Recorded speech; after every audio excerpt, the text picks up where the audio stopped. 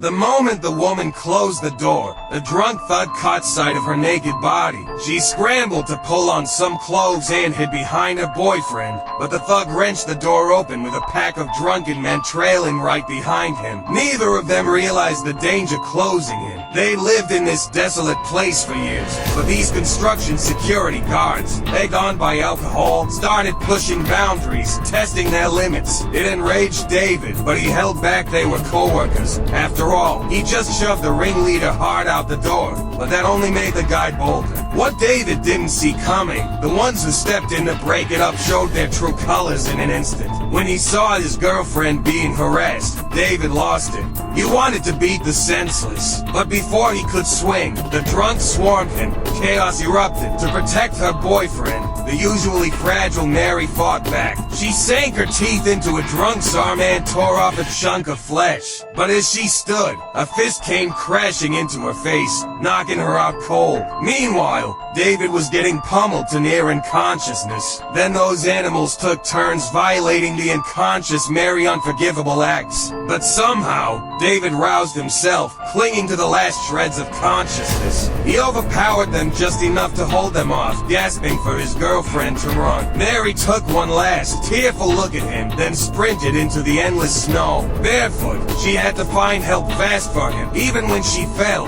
she dragged herself up again and again. Her limbs froze in the minus 30 degrees Celsius chill, but she kept running through that vast white expanse. Early the next morning, Hunter Jason spotted a trail of blood while out hunting. He slipped into his white camouflage and crept toward it only to find the girl lying there. What hit him like a punch to the gut? It was his best friend's daughter. Her body was stiff, frozen solid by the extreme cold, her face twisted in agony. Jason's heart shattered. When the female detective arrived, she suspected the girl had been assaulted by multiple men. But Jason, a seasoned hunter, shook his head. She ran along in the freezing cold. Her lungs froze, filled with blood, and she choked to death on it. The forensic report later confirmed both theories. When the girl's father heard the news, the man who'd always stayed strong broke down, sobbing. He spat two harsh words at Jason. Did you find out who did this?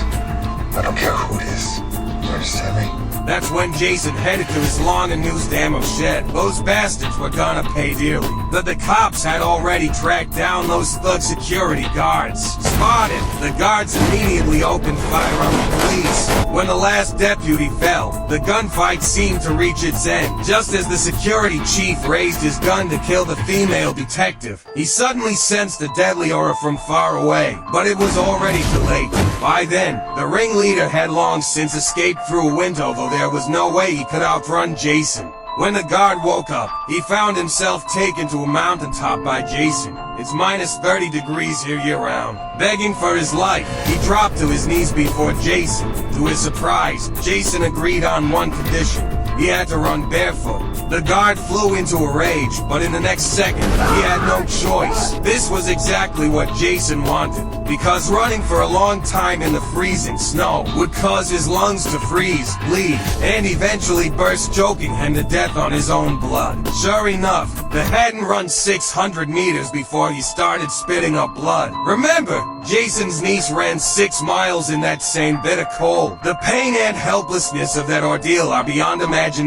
In the end, the animal choked to death on his own blood. Jason had avenged his niece.